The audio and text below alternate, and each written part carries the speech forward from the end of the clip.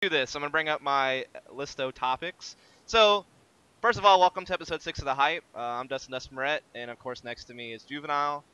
This is the 6th episode, like I've said. I've done 5 other episodes where I've interviewed people such as Jordan Nothing Gilbert, Erica Dren Hogue, Sean Gares, and then I also interviewed FNS like right before ESEA LAN kind of did like a pre-LAN thing. If you're interested in seeing those episodes of The Hype, I've typed the command in chat, which you'll see it before you hear me say it. And it has the playlist to all previous episodes if you're interested in learning more about what this show is. But basically, this show focuses around Counter-Strike Global Offensive, but usually from a North American angle. All of my guests thus far have been North American players, and I'm sure I'll have other North American streamers and personalities and different things in the future. And it may expand later on. We'll have to see. But right now, that's kind of where I'm at. Normally, how I start off the show is I'd run through some of the biggest CSGO news items, and that's kind of how I introduced the show. But I kind of want to do something different this time because in the past I've always used guests that people have like already like known, like Nothing. Everybody knows who Nothing is. Everybody knows who a Dren is. Everybody knows who Sean Gares is, and that's because they're always traveling to these international events and they're like the top contenders in North America and stuff. So I don't really have to introduce them very much. People already know who they are for the most part.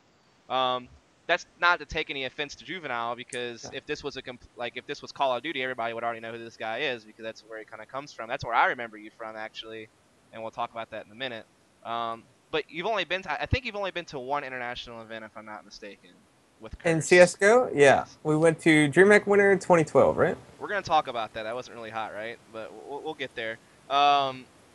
But anyway, so first of all, I'm going to ask you some questions to get to know you a little bit. But if you just want to introduce yourself really briefly right now, and then I'll ask some questions to try to get some more information out of you for these guys. All right. So my real name's Preston, 25 years old, and I pretty much just work, game, and that's about it. So what do you do for work?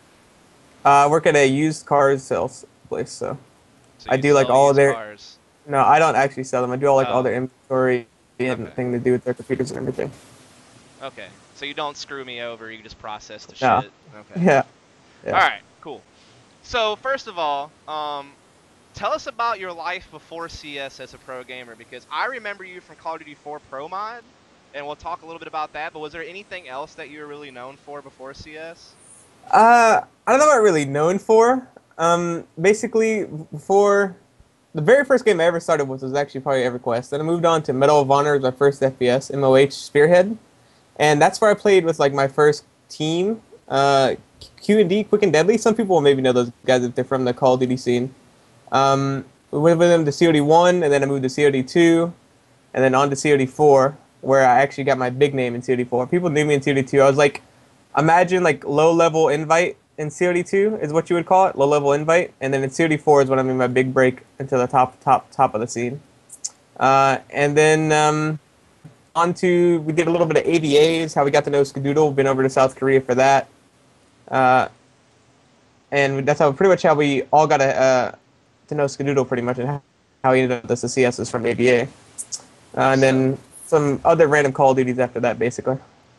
So one of the first matches I ever casted in my life was actually a Pro Call of Duty 4 match that you played in. You probably wouldn't remember this. This is like 2-3 years ago. It was either I think it was Proponage TV or EREV, if you remember those companies back. Probably, yeah. I remember both of them. I remember both of them pretty well. So I actually casted one of your matches. I can't remember who you were playing for at the time. Maybe it was like Loaded, maybe. Yeah, Loaded. So yeah, that's actually like really funny, like tied to the past, I guess you could say. But we'll step away from that. So did you have any, like, I guess you probably had at least played CS before CSGO, but just not like at a serious competitive level, or no, not at all? Or I've played, before CSGO I had 20 hours of 1.6 of all time. Never played Source, so CSGO is my first CS ever, really. Okay. Ever. And I think that like a lot of people have kind of overlooked that really huge fact, and that you've still been able to, do as well as you have done, without having ever played CS before, pretty much. I think a lot of people overlook that. What do you think about that?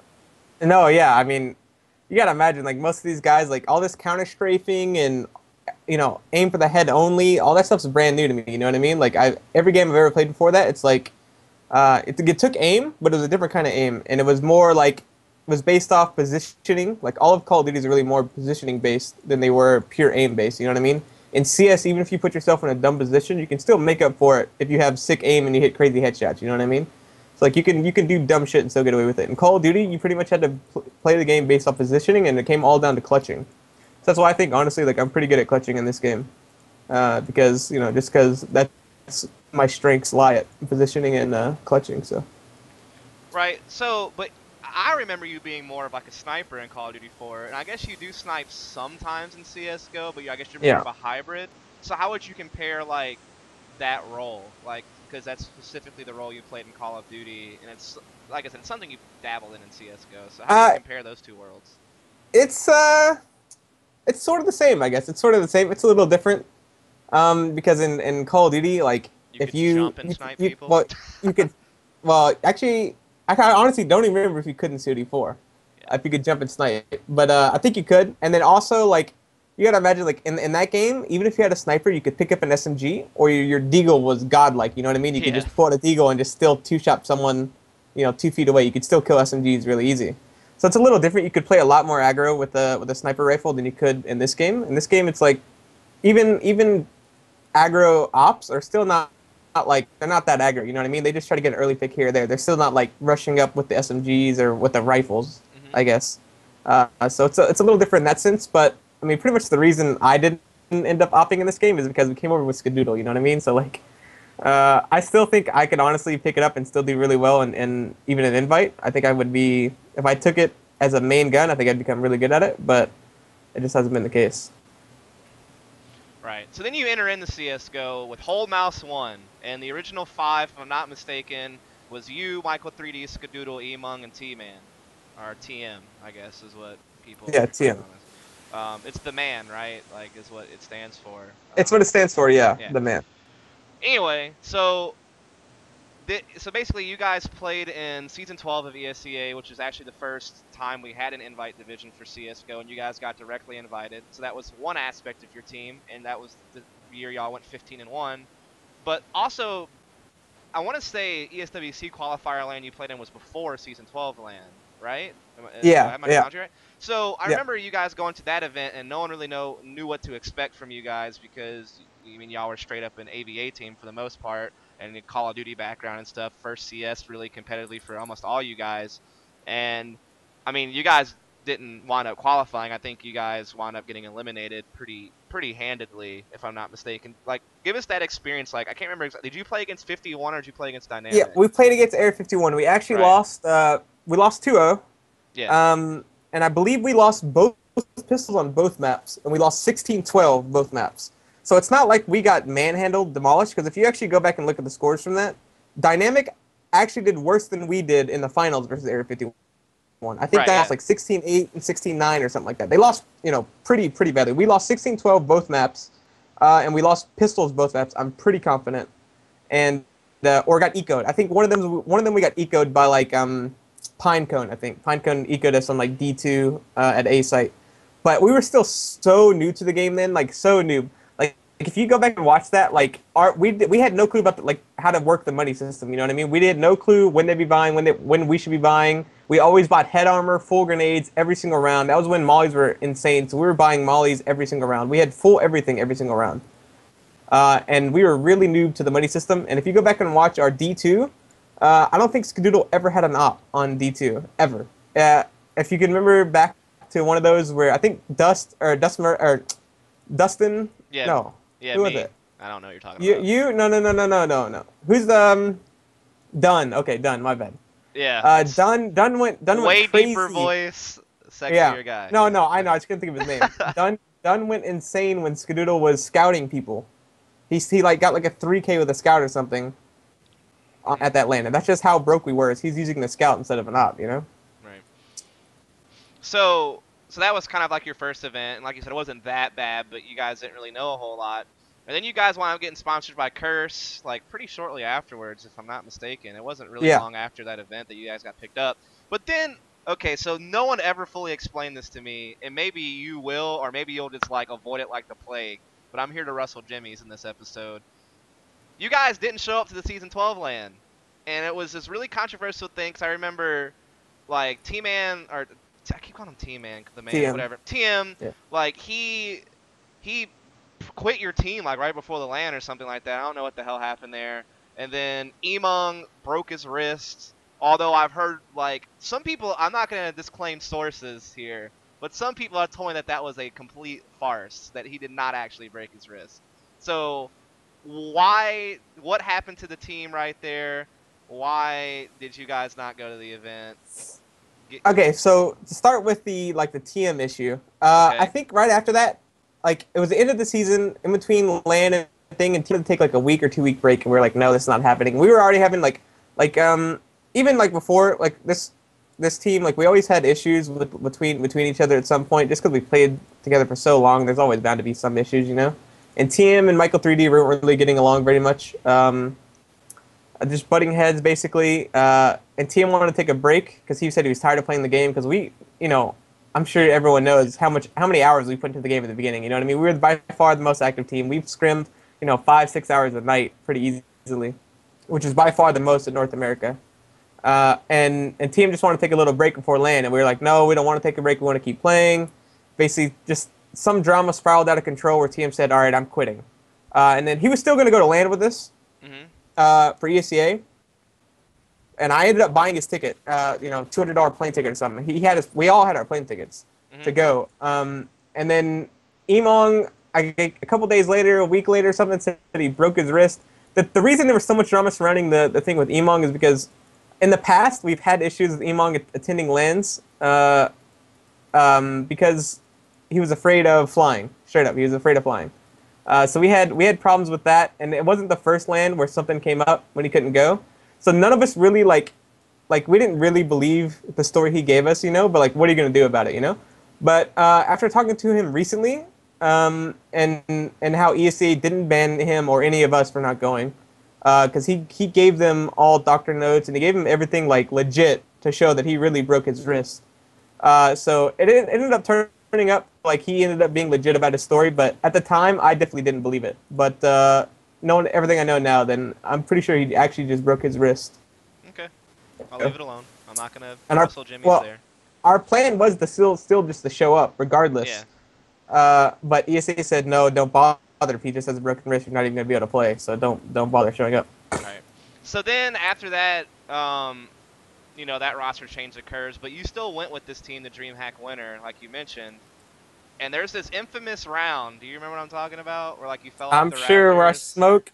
Yeah. No, I think you're talking about where I smoke hut and the bomb is like right outside hut or something. I thought you fell off the rafters or something. No, I don't crater. No, it was nuke. What was it? Was on nuke. Nuke yeah, and explain nuke, this round. and I smoked in the hut. Okay. Okay. So basically, this round is I don't know. It's a really close match. Every single match we played there, we lost 16-14 or tied. It was 16-14, 16-14, and a tie, I think, in our 3 matches. But it was on nuke, and we ended up we had lobby control with the bomb down, and like a 3v2 or a 2v2 or something like that with me, Michael 3D, and someone else alive, I think. And I ended up smoking into hut when he had eye on the bomb, and I tried to get it deep into hut. Like, you know how you can, like, when you're back lobby, you can see the gap in hut, but you can't actually throw anything through it. So I tried to throw a smoke through the gap, and it bounced off and bounced back towards the bomb. Basically, smoked up the bomb, and they ended up grabbing the bomb and running towards upper and winning the round. That's pretty much what it came down to. Gotcha. It was probably wasn't the best to smoke it, but if the smoke would have landed where I actually wanted to land, it would have been completely fine. Because it would have smoked in through hut, and they would have had to walk through smoke to get the bomb. Gotcha. And the way it happened is they were able to grab the bomb with the smoke. So people are still saying your webcam's like way too high. Like, I don't know if you want to like adjust it downward or sit up more. I'm sorry. Like, people are. That's perfect. I like it. Anyway, so this winds up being like your first and only international event for CSGO so far. And shortly after this event, I don't know what happened, but there was roster change issues. Like, I think maybe they picked up like Frost or Anger or somebody. I think that you already had Anger when you went, right? And then they picked up. Good.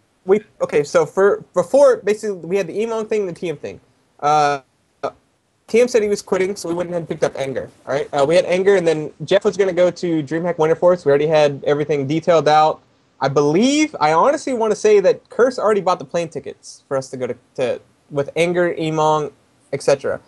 So we ended up, we were going to go to DreamHack with that roster, and then Emong broke his wrist, and Frost ended up coming with us instead. We were trying out a few other people. I think we talked to Daze for a while, but Area 51 got really angry at him when Daze was going to come to DreamHack Winter with us. Had nothing. Nothing was going to come play with us, but then EG told him he can't go because he's playing with Curse, and I guess Curse and EG were having a big-time feud at that time.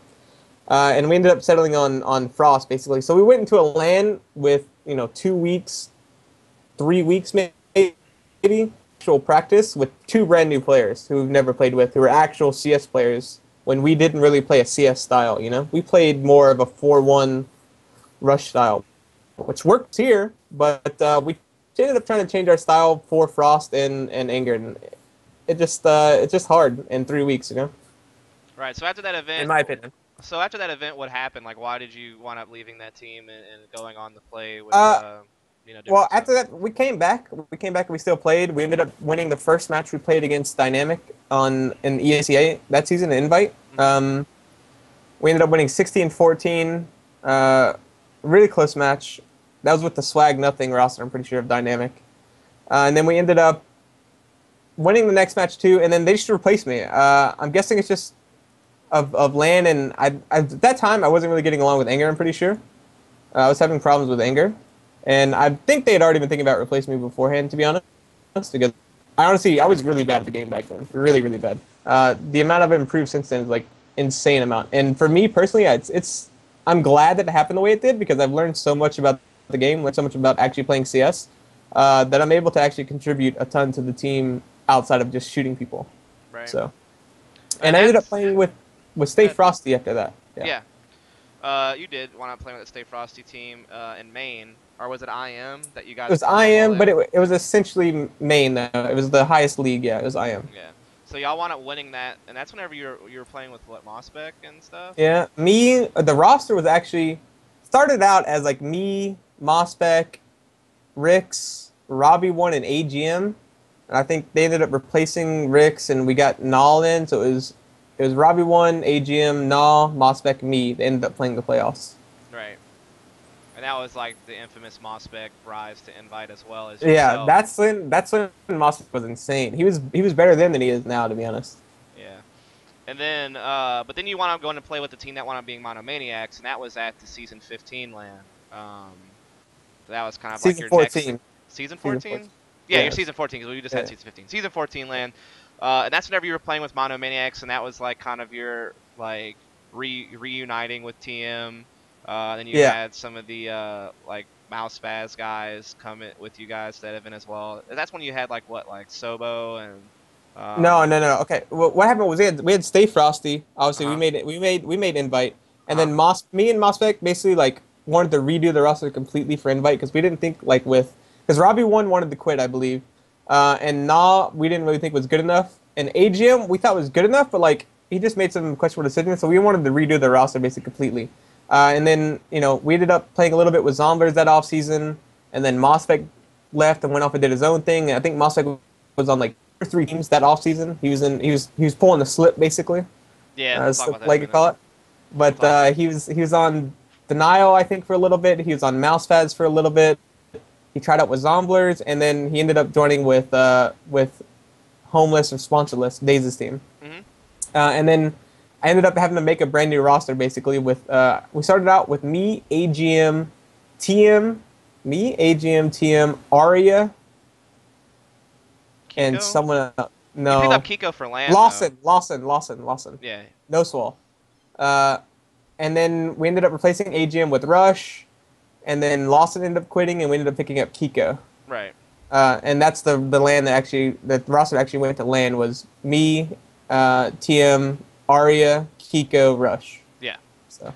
And that was actually kind of funny because it was like Rush's first CS LAN. I mean, you and TM, I guess it was TM's first real CS LAN since. TM with the ESWC. Well, yeah, since ESWC. Yeah. I mean, like, he didn't go to any. Yeah. So that was like a really fresh roster, like for the most part, except for like some of the 1.6 experience when those guys had that were with you. So then what happens after this event? Because then once again you seen the fallout of Invite after this event. So basically, I called that whole season and then we ended up going to an event and placing 5th, 6th, I think.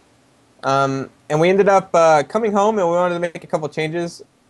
We played okay at the LAN. I think we lost Complexity 2 maps, and then we lost to Frost Gaming 2-1, I think.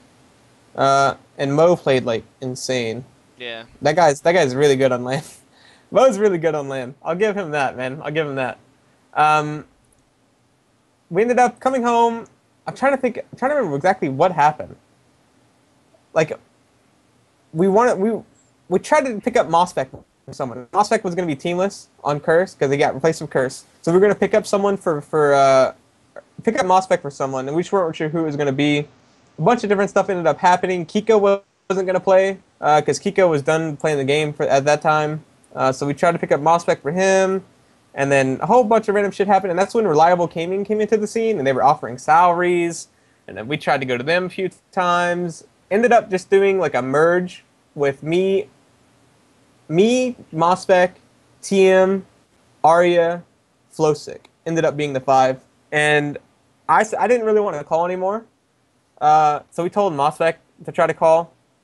I mean, pretty much like, personally, to be honest, if you give Mosbeck power, he just like, he's not a good guy that can handle power. He's good at just being able to just run around and shoot people. If you give him any power, he tries to abuse it, etc., etc., and he gets, he gets a little out of control. But yeah, they ended up replacing me after that to pick up Jay Mitchell, I think, and then after that, they tried to replace Jay Mitchell with Steno, and then Mosbeck quit. Basically, it basically fell apart after they replaced me. And then that's when you make your move to what is now Savage, correct? Yeah, yeah. And then you guys, go ahead. Well, yeah, I ended up just joining Savage. Like, they just pretty much asked me the second I became teamless if I was interested in playing with them, and wasn't really sure how it would go, because like I knew Hades and them a little bit, Wabbit them just a little bit. I didn't know them like really well, but I ended up joining with them, and it just clicked pretty well. They were good, but they didn't really play like actual CS, and they didn't really like. It seemed like they cared, but they weren't really taking it super serious, They just ran around, killed people. They didn't run like actual strats. They just just ran around and shot people. When I joined, I think I bring a little bit more structure to the team. Made sure we didn't get ecoed as much because they used to get ecoed all the time, and worked on that kind of thing. And it just ended up turning pretty well, and people wanted to take it more serious as the season went on. And by the time playoffs came around, we were like, stride, pretty insaneness. Right. And you guys wind up winning main, of course, and then you get the invite slot, which is where you're sitting now. And so now you're back to invite for your 3rd time after a couple little breaks to play some lower leagues and get yourself in form, I guess you could say. So now your team's in invite this season, but obviously, like, this is the super recent news, is that people are leaving your team left and right, apparently. So COD apparently has to leave because he has to go back to Vietnam. I don't know if you want to elaborate on that point. Just has to go back to Vietnam for an undetermined amount of time. It could be a couple weeks. It could be a couple months. So we're playing it by ear, and we'll see what happens. COD's the best team I've ever had in my gaming career. Out of any game I've ever played, he's the best team I've ever had. Not even just his skill wise. So. But what do you think about all the flack he catches? Because I'm gonna propose a storyline really fast. All right, and this is going to be a topic of discussion actually for a couple of minutes because it's really something that annoys me.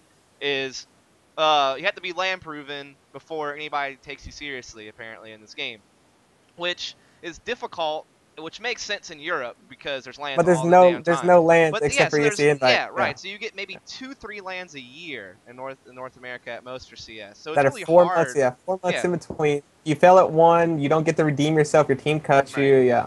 Right, so this has been a story forever. It was even in Counter-Strike Source. I remember a day, and people may not remember this because maybe you weren't CS Source people. People used to call Dazed out because his first couple of Source lands, he didn't do so hot.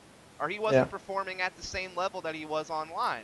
Now, Dazed is the best North American CS player in most people's eyes. Like, the most complete player as far as, like, being an opera rifler, in-game leader. He does the whole 9 yards. And so, like, a lot of people regard him as, like, one of the best now. But it used to not be that way. He used to catch the same flack at one point. And so that's happened with different players in Counter-Strike Source. And then you move over to CSGO. Mosbeck was like a prime example of this. And he has yet to be able to perform at the same level on LAN as he can online. He did improve. Like he did better this last event in comparison to his first event. There was some improvement, but still not performing at the level that people expected. So people call him online or say that he cheated or whatever. I don't think the guy cheats.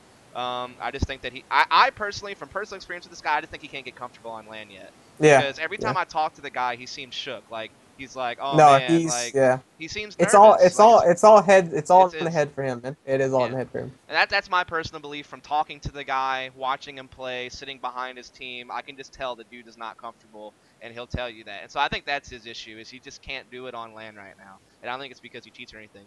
And then the same exact thing is happening right now to people like Slip and Lucky for Mousespaz, who were performing really well online but didn't do so hot this past LAN.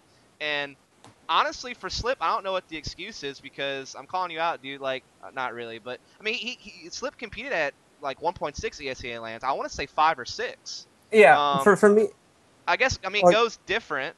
But yeah, and then Lucky, I think it was one of his first real lands actually, and so yeah, it it makes was sense Lucky's he'd be first land nervous. ever, I believe. Yeah, But so that I don't makes. know. So what do you think about this? Like, because this comes to COD right now, because now he's catching the same flack because he hasn't been to LAN yet, and he may not get the chance now because he has to go back to Vietnam or whatever. So you As tell far me, is this credible stuff?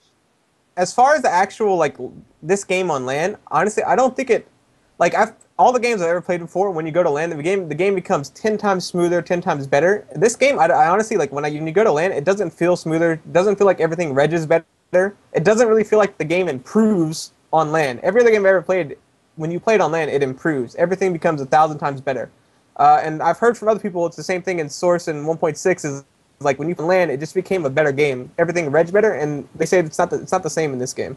So that's as far as that. But as far as actual people catching flack, like you pretty much nailed it on the head when you said earlier. Like it's hard when you only land once, every 4 months, and that's only one land. You can play one land every 4 months. It's good. People are SoCal; they get to play a lot. Because they have a few lands going on. A couple people in Canada, you get a couple lands going on. But besides that, like if you're not Invite, you don't have a chance to prove yourself. You know what I mean? And when you do bad at one, you don't have another chance. Basically, in Europe, if they do bad at one LAN, they have another one, 2 weeks later, 3 weeks later, and they get a chance to redeem themselves. You know what I mean? And you can't really change a roster and expect to compete at the LAN for the next 2 weeks. So people keep their roster from the little LAN season that they have, where it's a couple LANs every couple months or every couple weeks.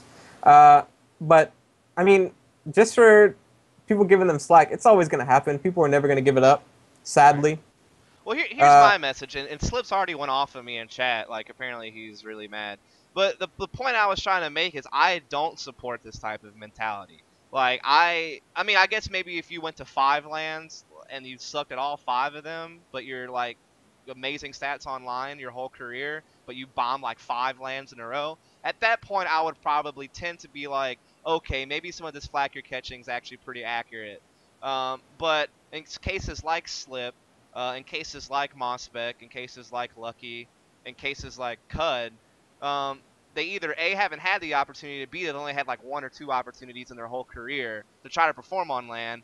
And I mean, I think it's just too soon to say these guys are like online only. I think you need to give, there needs to be more of a period of time that takes place before we can really say, okay, yeah, they're not really like LAN players, are not really going to be anything more than, online all-stars, so to speak.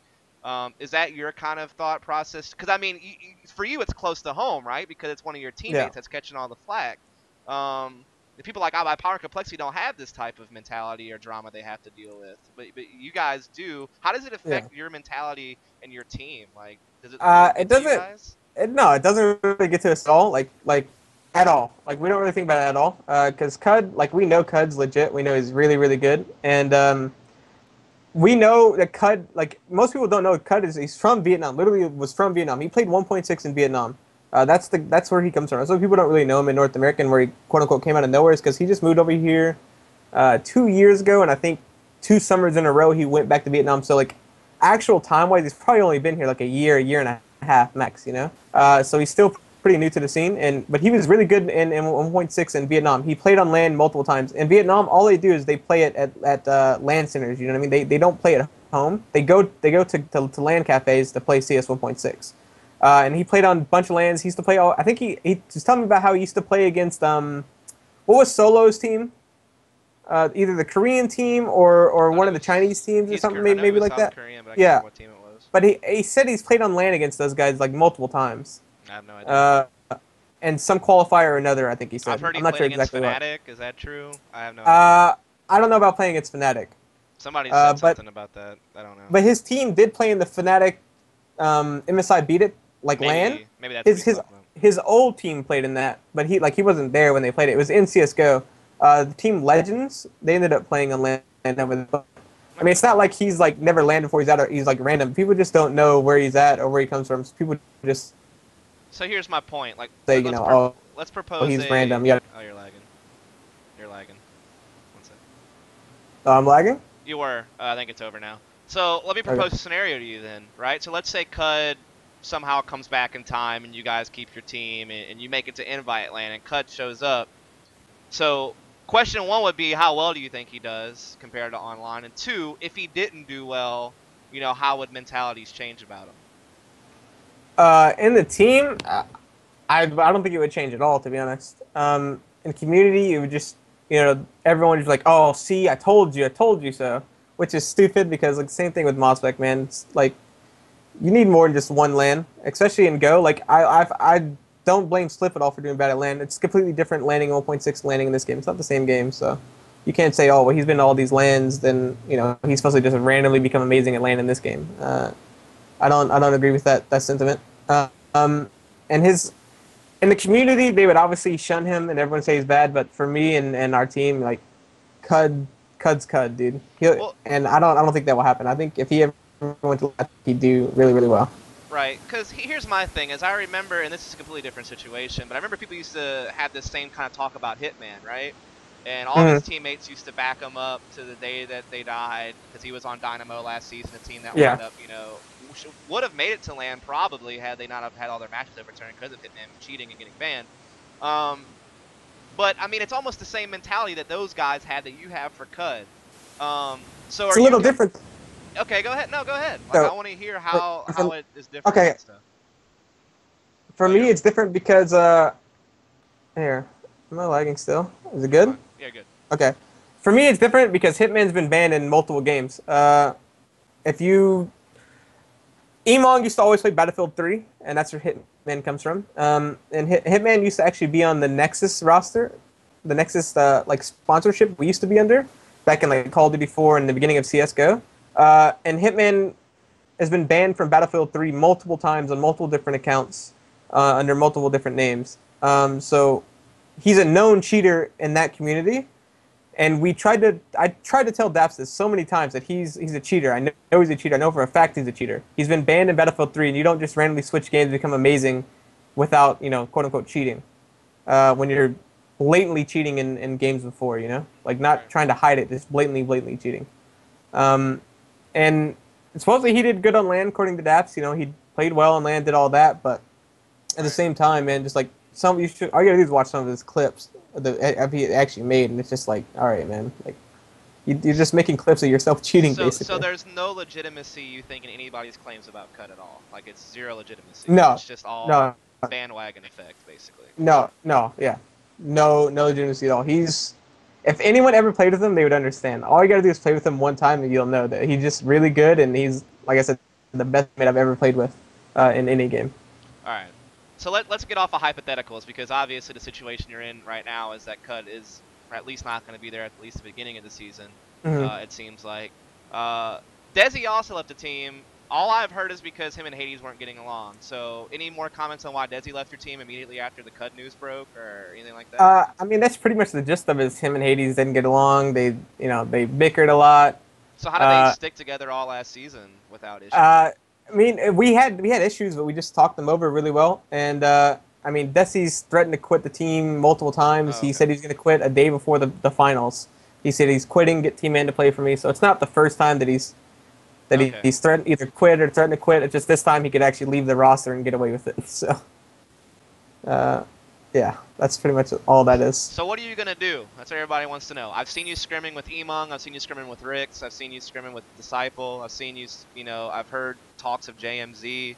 Where are you at right now, or can you comment on that? We tried to snake some people away from other teams, to be honest. It didn't work out. It's hard when you lose, what everyone views as your best two players by Right. far. Right. And, it's hard to steal people from that. But, I mean, we have some options. We're still looking at people. We have at least a week till registration ends again. So we're not, in a super, super rush to just grab two people right away now, We're not in the Dynamo situation where we just got to grab someone. So basically, you're telling me that you're not going to give me any groundbreaking news. No, no groundbreaking news on who we're picking up. You teased me on Steam. You made me feel like I was going to get to make an announcement on my show about your team, and now you're shitting all over that. Thanks. Appreciate that. I apologize. You're a dick. Anyway, so this leads us to talk about the rest of NA Invite, and then we're going to talk about some top CSGO news stories, and this is where Jimmys are going to start getting wrestled, I think. So, first of all, ESEA Invite, there's really not much to talk about with iBuyPower and Complexity. They have the same teams. They're the same skill level. iBuyPower came off a huge win against the last LAN. Complexity's been performing really well on LAN, too. They're obviously like the top two teams in North America right now. They keep swapping back and forth on who's number one, who's number two, based on LAN. So I don't really want to talk about them because I've done between who I've interviewed, I've done 3 full episodes about those two teams. So I think that I can leave it alone. But let's talk about the other teams, right? So Reliable Gaming Canada is Dap's team, Dynamo, from last season, pretty much. It's him and McNutty return. SNK is a backup, which is one of their 5 from last season. They picked up Dumore as a backup as well. But they have Glorans, who actually did play with Daps in the past, if I'm not mistaken, when they were in Main. And then they have Emode and Statutory Ape, which come from the Juxbox 9000 roster. I know they're preparing for ETS, which is how this team even got started. It was like a Canadian team to play ETS with. But I guess it's their roster that they're using now, and they got the Reliable Gaming sponsorship and stuff like that. What do you think about this team? They a contender or a pretender? What are we talking about? They're a contender to make playoffs. Maybe not to win ESEA Invite, but to make playoffs, they're a contender. And if they stick together, is the biggest thing with them. Like, they have some egos and some attitudes on the team. Daps, everyone knows about his main finals, breakdown. Yeah, I casted if you want to call it that, yeah. It was definitely a breakdown. And then, Ape, if anyone watched any matches of Shazam streaming last season, Ape's got a little raging issue. So them two together, it's just like, I don't know. We'll see how it goes. If they can stick together, though, I think a big thing is going to be ETS LAN. If they don't at the very least place second, and to be honest, they should place first, because they're the only full team going, that Invite team at least. They're the only full Invite team going. I guess you can say iBuyPower Pug, which with Pex and Volcano. It is a full team from the past because they were on Dynamic together. But that's not. I get your point. It's pretty much a Pug in this game. They're not going to be running set strats or anything. They'll just be free flowing and doing a default and just going A or B basically. Well, that can sometimes be the most dangerous thing to face. So. No, it's not. It's not going to be an easy win. I'm not going to say it's like it's going to be an easy blowout, but they should win. RGCA should win that. No question asked. All right. So if they don't at least place second, there should be some problems. If they place anything worse than second, watch for some. Dreams dead. No, not team dead, but some changes probably. Okay. Move on to Exertus. So they return to Pinecone, who has had some good stints in CSGO in the past, especially Area 51, and Shots. Those two players come back to activity. Summit is gone. Bouncer is gone. And then they picked up Shroud, which is now going to get his Invite debut. And this is another character that people always talk about. Just like COD, just like other players. Dude's like amazing. Will he be able to transfer it on LAN? I mean, honestly, okay, so first of all, this guy's been streaming CSGO longer than anybody, okay? Way before any of these pro players out to the plate, Shroud was streaming almost every single day. And I'm so proud he finally got a sub button. Like, he just got it recently, so props to Shroud for that. If you don't know who Shroud is, it's Eclipse, the same guy. You guys all know that guy. He streams a lot. He's on Exertus now. I mean, I've watched this dude play, like, for real matches, like, and he streamed them. And, like, I remember, like, some ESEA matches he played where he had, like, 2 aces in, like, 4 rounds or something on Inferno, and I watched it live happen. And then I watched the grand final they played against Complexity on Cash. During the CSGO CSGO Main finals. CSGO Main finals. And I mean, he looked really good. He always looks really sharp. So do you think this team has improved its stock since last season? What do you think about Shroud and this team? I think they're gonna improve their stock just because they're gonna be active. By the time they ended last season, they were inactive. You know what I mean? They didn't scrim. They just showed up the matches. They did okay for themselves. I think they finished 7-9, which like blew my mind because that roster should have not have been 7-9 last season. With the amount of like overhaul changes they had and with the amount of inactivity they had, they shouldn't have won 7 matches in my opinion. Got you. So, I mean, what But do you I think think that about just goes to Shroud as show a how player, mediocre though? Invite was last season. Shroud as a player, I've been pretty outspoken about Shroud. As far as me, like, I'm obviously saying Cuds, this and that. I've, done the same thing I said shouldn't happen to Shroud. I've said that he's, unlegit. If you look at his main stats from last season, I think the first 4 weeks or so, he was 130 ADR and 1.3 FBR. And if you remember, the ban wave happened right around that time. And then after the ban wave, I think he had like 70 ADR and like a .6 or 7 in main, which doesn't prove he cheats, to be honest. Maybe he just played tougher teams and his team quit practicing, so he didn't play as well. But after watching him more and more, his aim is just really good. He has insane aim. He's got really, really good aim. I think he just needs to learn CS a little bit more, learn rotations, and learn the actual team aspect of the game a little bit more. But his aim is godlike for sure. Yeah, that's what I'm curious about too. I'm actually gonna do an episode with him here pretty soon. Um, yeah, actually, he ended last season with 90 ADR. So Yeah, whoever but he had cheated. 130 ADR before after week 4. He had 130, so he lost 40 ADR in 4 weeks. I'm gonna say that you're not learning how to skew statistics right, because after 3 matches played, your stats are obviously gonna be ridiculously higher than an overall average after I'm 16. just, I'm just saying, All right, the I'm rustling stats. That's jimmies it. today. I'm That's just what saying the stats I said. Dude. okay. And it would actually 4 weeks would be 8 matches, by the Okay. way. Okay. That's fine. Because you are kind of going back on yourself just a little bit. That's why I was trying to challenge you a little bit with the whole cut thing. So what's the difference between No, Cut and yeah, I Shroud? know, I know. What's the difference Nothing. between them? I've never played with Shroud. That's the Okay. difference. Okay.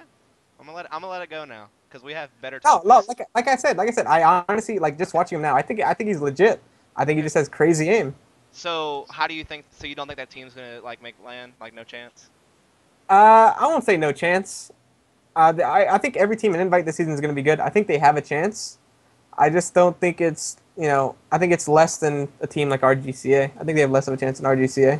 But Okay. we'll see how active they stay. That's my biggest thing in staying in Invite and all the teams that are below IVA power and complexity. It's all about activity, in my opinion. All right. Move on to United 5. From what I understand, they have a similar roster. I think all 5 paid from last season again. So is it the same team? Do you have any inside information? Or are they changing stuff? I have no For idea. U5, right? You said? Yeah, I haven't heard Yeah, anything. they're the same team. They're Okay. not changing.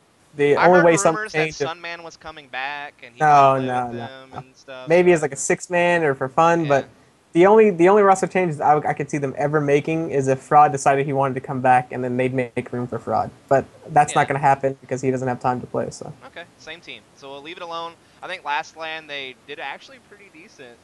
Yeah.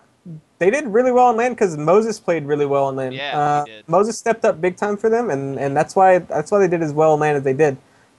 Still, at the same time, the past 2 seasons they've actually went to land, but they haven't actually made land. They haven't earned their spot. They just You're right. another team dropped out, or Euros dropped out, so they Mhm. happened to go. But Yep. You're they right. actually haven't earned the land yet You are themselves. So we'll see how correct. they do this season. What do you think? Like, what's your prediction? Do you think they earned their land spot this time, or?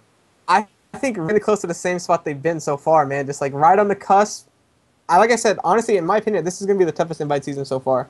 I think they're going to have a chance to make it for sure, and we'll just see how active they stay. Okay, fair enough. So let's go on to the other.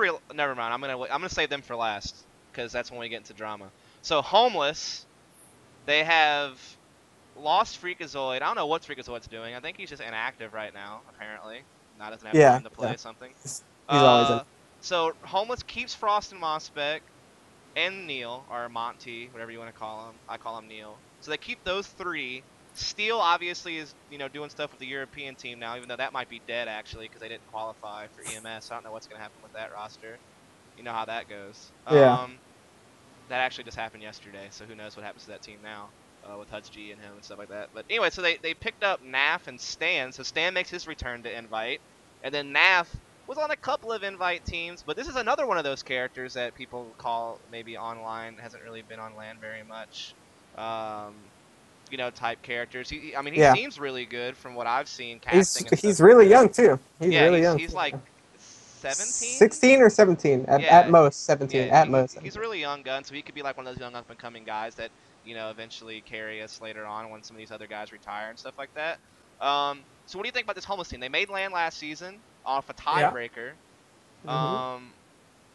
Where are we at with this team? Are they our LAN contender again now that they've Yeah. made these changes? Yeah, they're definitely a LAN contender. I think they're stronger this season than they were last season. Again, just because they're going to be more active this season. That's like they picked up players who are active. Okay. As far as like, I think their team is going to be built a lot like what our Savage last season team was built like, where they have 2 main fraggers who are going to be Naf and mosbeck, and then 3 guys who can do their job and are going to support the guys to frag. Basically, that's pretty much the same way we were set up, where they have Naf and mosbeck are going to be the guys running around putting up all the big numbers, Online. and the rest of the guys, online. So what happens on LAN? Because mosbeck's role completely changed between online and on LAN, from what Steele told me. Like he went from being their main fragger online to they put him in like lurker support positions on LAN. So that's here's just my it though. Yeah. That's just it though. Did they change that before the LAN, thinking, oh well, he's going to suck on LAN, so let's put him here? Because from what I've heard. Another reason why I don't blame mosbeck for doing bad at all, because the first time was with Curse. That's an awkward team to play with, man. I can tell you right now. That's gonna be an awkward team. Skadoodle doesn't talk. The other 3 of them had played together for 6 years. It's hard to fit in a team. That was a horrible situation for him. And then as far as the homeless thing, from what I've heard, right before the LAN, Steel and Freakazoid were like saying he cheats and they don't want to play with him pretty much. So like, mosbeck's like literally heading to the hotel to go to LAN, and he's getting messages from other people saying that Freakazoid and Frost, Freakazoid and Steel are calling him a cheater. It's on the Russell Jimmies. You ready? Yeah. So I've heard the exact same thing from Neil, and they're still playing together this season. Yeah. Not only that, but if you're Frost, do you keep mosbeck on your team after 2 LANs where he hasn't performed at a high enough standard as he has online? Why do you think they keep him around if they're complaining about him and saying he can't do it on LAN? Are they literally using him to get to LAN, and then it's just like, okay. Yeah. Like, what do you think the motives are here, man? If I played with someone that I thought was cheating, and I knew I had to go to LAN with him, I wouldn't play with that guy. I would never play with that guy ever. But I don't think mosbeck cheats, and if they honestly think mosbeck cheats, even one of them thinks mosbeck cheats, and they still play with them, that's just pure scumbag move. You know what I mean? Pure scumbag move on their part. And they're basically using him to get to LAN. That's straight up. And I wouldn't doubt if it gets closer to the end of the regular season roster's lock. If someone comes along, that they're comfortable playing with, I wouldn't even doubt to see him bounced out of there. To be honest, if that's really how they feel he cheats. To be honest, so which would suck for him. So do you know any? Like, I mean, we're just kind of speculating right here, right now. Speculating. Is there any merit to our speculation based off your inside information? Am I right? About them thinking he cheats or replacing him for LAN? I mean, I don't. Using him to get to LAN. Yeah, I mean. In their minds. From what you said, if you heard from Monty straight up that they think he cheats, then yeah, they're using him to get to LAN. From what I heard directly from his mouth, like, and I kind of overheard it because people were asking him about it. He didn't say he cheated. He just said, "I like mosbeck as a person. He's cool, but as a player, I don't really care for him very much." And then he didn't really elaborate much further than that. So that could just mean he doesn't like. He thinks that mosbeck is dumb or something and doesn't know how to play the game properly. Yeah, that doesn't mean. It could be strategy quarrels. It could be conflicts of interest on how to play the game. Who knows why he doesn't? Maybe that attitude has changed since he's played with them more. I have no idea. So my point is why is this roster the way that it is? Like, why, if they don't like him, why is he still there? Why does mosbeck allow himself to be put in this position? Is it because he can't find anything else? Like, I'm just curious about this roster. I think he has other options, but I think he feels like that's his best chance to do well for some reason. I'm not really sure why. Actually, do get along is what I think. Yeah, but I feel like I've talked to mosbeck a ton. I've talked to him a ton. I've still kept in touch with him even since the days where the Reliable Gaming we were on that team together. But like basically, I mean, he pretty sure he just feels that's his best chance to win, and that's all he really cares about is winning. And he knows those guys have quote unquote done it on land before, so he wants to stick around with those guys, I guess. My personal opinion is I think he's improving. Like, and he did improve between lands, and I think that Yeah. there's a chance that he could continue to improve and be even better the next land if he makes it. So I think he's a good enough player to be in the Invite division, and I think that, you know, he could keep improving. It wasn't a big improvement in between lands, but it was enough to be like, oh, there's some glimmer of hope that he'll like wind up being really My good. biggest thing is, I think on that team, he's always going to have in the back of his head, like, they think I cheat, or they think this, or they think that, you know, they think I'm online. I think that's always going to be in the back of his head, and like I told you earlier with mosbeck, it's all in his head, and if he's not comfortable playing with them, I don't think he's going to improve dramatically on land playing with those guys, honestly. I don't. Yeah, I honestly think he just needs to get over the mental aspect. I think Yeah. once he gets past that mental aspect, that mental block that I think he just has to find a team he's comfortable with, and a team that doesn't have any questions about him, any doubts about him. I think he just needs to find a team who's you know, wants to play with him, basically, besides just getting them to land. Okay. Well, we'll see what that team does then. I'm curious. I think that they're still a contender. I'm just curious if that really roster good. changed more. Yeah. They're going to be really good. How much do you think losing Freakazoid hurts, though, right? Like, that was their best fragger at I don't think it really hurts at all. He was the best fragger at land, but before land, like I said before, this game is more about being active throughout the season than it is just one time of the year. Like, land obviously matters a ton, but he's inactive. If Freakazoid's an inactive player, that's the reason RG is not picking him up, is because he's inactive. Right. You know, you just need to stay active throughout the season, and I think with the 2 rosters pickups they've made, they're going to stay a lot more active, and I think they're going to do pretty good this season, honestly. Okay. So let's move on to Denial, which is the former Mouse Spaz. Now, this is weird, what happened here. So, I think statistically speaking, Slip was one of their best players online. On LAN, I don't even remember what the stats were, but I know that they, just as a team, they didn't do so hot at the event. But they get picked up by Denial, which makes their return to CS, though they said they would never come back after their dealings with iBuyPower and stuff like that. That was stupid anyway. I'm not going to talk about that because it's really dumb. And I've already talked about it on the Adren episode. So if you want to learn more about that situation, you can watch that. But so they get picked up. They picked up Hayes, who has never played CSGO competitively before, but he apparently was really good at 1.6, from what I understand.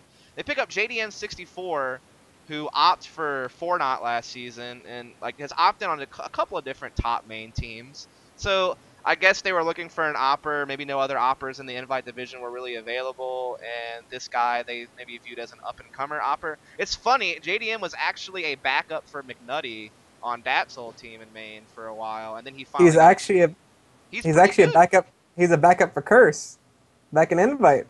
You probably don't know that, though. Yeah.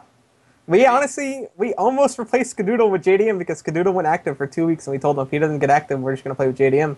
Okay. And I didn't know that. and Skadoodle ended up getting active. But then he got a chance to start for what's now Fortnite in Maine. And I mean, they kind of had a tough playoff, to be honest, in Maine. They didn't perform nearly as well as people thought. They didn't make it as far as people. They got upset by Black Dragon Society, who wound up going to the finals, by the way. That was like the dark horse team of the whole tournament. Yeah, that surprised me. Yeah, they did really, really well, and props to them for doing as well as they did. No one really expected that, I don't think. So, do you think he's ready? Is JDM ready for the Invite competition? My biggest thing is JDM, and I still have the same problem with Frost, and I have the same problem with, let's see, who else was it? There's someone else. I don't remember exactly who I'm remembering, but JDM and Frost, the 2 main ones, is like, they don't do anything but op. That's all they do. They op only. And in this game, the op's good, but it's not like, you can't take over like you could in 1.6 or Source, I think. Right. I just remember watching main playoffs with JDM because I casted some of the matches that he played in. And, like, he didn't do awful, but he didn't strike me as, like... It's hard to. Yeah, it's hard to. It's hard. Like, he seemed good, and I think he deserves a chance.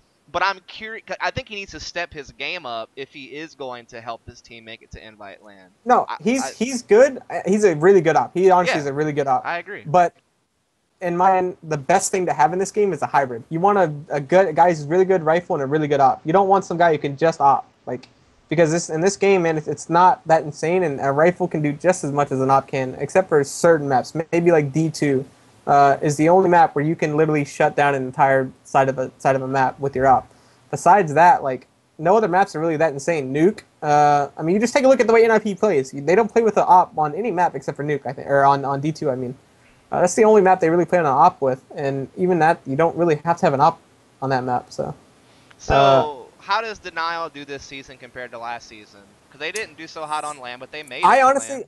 I honestly, like I said like I told you earlier, I think last season was a bad season of Invite. I think those teams, like, they weren't bad rosters, but every team went inactive. Every team was inactive by the end of the season. You know, RGCA got Mousebaz cheating. was actually one of the more active scrim Yeah, teams. exactly. That's what I'm saying. They were the only team who stayed active, and I think that's why they did as they did, because they were one of the few teams who stayed active scrimming. Every other team So, quit playing. The only other team I think with them was maybe U5, and U5 didn't play as much as they should have. so this season, contender or pretender, man?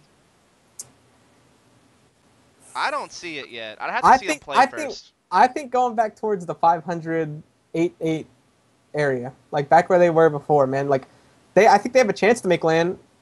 I think every team in Invite has a chance to make land, besides maybe Exertus, in my opinion. I don't feel I have enough information to be able to determine. I'd have to see him play first because Hayes, I I've have played no against him idea quite a about that bit. guy. I've played against him quite a bit. Hayes is really good. Hayes is actually really good. And like I said, for me, JDM, if he can just rifle, man, just like rifle more often, it will make them a lot better. Okay. I just don't know how good his rifle is, because I've never seen him rifle. He only ops. Yeah. But he actually, there's a clip going around of him getting a rifle ace on season on a match or something like that. So if you can go watch that clip and have your faith restored that JDM can do more than op, I don't know. Yeah, but I think there'll be a chance to make land. They definitely have a chance, but I wouldn't be surprised for another 8-8 season like they had seasons before. All right, we'll see, I guess. So then, last but not least, is gonna be Reliable Game in North America, and this is where Jimmys are gonna get rustled a little bit more. Where do we begin on this one? So Freakazoid's inactive.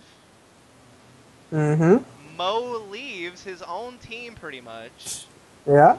To go play open with a bunch of hacks, like Like Mika and K-Train, I think someone was saying. Cheating, DDoSing pieces of shit. Because they're paying him money to play for that team. Is what I understand. That's what he told me. Supposedly it's that, and supposedly they've been telling him if he don't play with them, they're gonna DDoS him. He won't be able to play at all anyway. So That's I'm not possible. really sure. No idea. All I know is that from thing. Mo's own mouth, on his own stream, he stated that they are paying him $500 to play this season. I mean, what is he gonna say? They're holding him against his will, you know? Like they're just. No, he admitted they're paying him money to play on that team. No, yeah, I'm sure they are. Yeah, I'm sure they are paying him money, but so, I don't think that's the only reason he's doing it. I have no idea, man. I agree, but I'll take his word for it on this particular instance. Okay. So then that happens, right? So then they still have, like, Arya's still on that team. But then apparently there was that. Did you hear this audio clip about him apparently talking about sugar botting or some shit? The thing is, it sounds really sketchy. It sounds horribly sketchy. I've played with Arya before, and he said that stuff so many times. He says it all the time. That I do this, I do that. You know, I'll cheat. No, don't worry about it. He'll never cheat. He won't cheat. I can guarantee he's not going to cheat.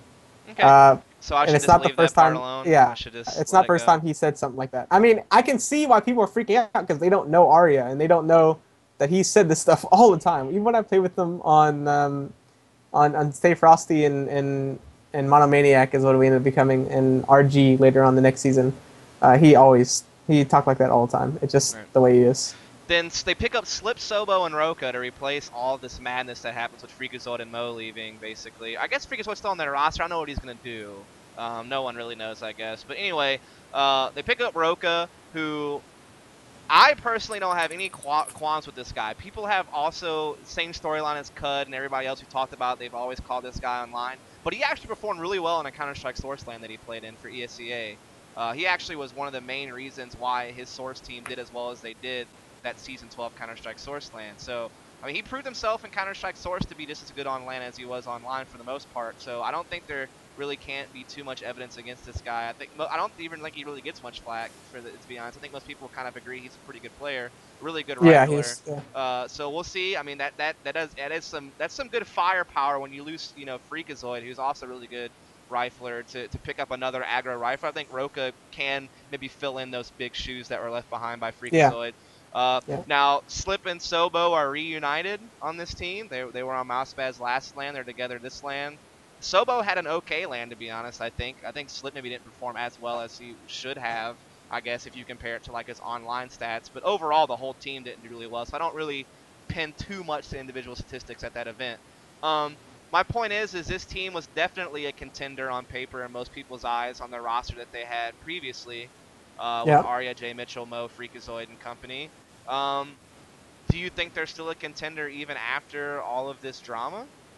Um, I think same thing. If they put in the time, they can be. I just don't know if they are going to put in the time. Uh, I think Arya, like Arya's not. He's not like a terrible leader. I just think he just doesn't care enough to like rally the troops and get them online and get them wanting to play. I think he'll play if people show up, but I don't think he's gonna make it a job or make it his job to get people online. So it may be hard for them to stay active. Um, I know Slip, has to go to bed pretty early. Sobo, I'm not really sure what Sobo's deal is. He quit Mousepaz because of something. He quit. They didn't cut him from what I've heard. That he Okay. because he had to work or he had to do this or he had to do that and he couldn't put in the time. Uh-huh. So I'm not really sure what's going on with that. I think their roster is going to be Arya, Roka, Slip, Sobo. But I think they were talking about Kiko maybe play too. I'm not sure exactly what they're going to end up doing, but if they stay active, they can do good. And then for me, for Roka personally, he's got insane aim. Obviously, anyone who's watched his stream knows his aim is ridiculous. My biggest thing is he plays too much like an ESA pug all the time. Like he puts himself in bad positions. Like you can, if he's not insanely on fire, like if he's not just one tapping everyone, you can just go in and trade on him pretty easily. You know what I mean? Take advantage of where he plays a lot. I think because he puts himself in positions where he can just be traded on really easily. If he doesn't kill all 5 of them, then he only kills one and gets traded. He's putting himself in a bad position, Right. But he's still crazy good, and he'll still do good this invite season. I just think he could be 1,000 times better if he played. If he played smart and didn't always play to just a kill, kill, kill, kill, kill, he would be a top 5 player in NA by far. All right. So they could possibly be pretender as long as they do Stay that. active. Yeah, yeah.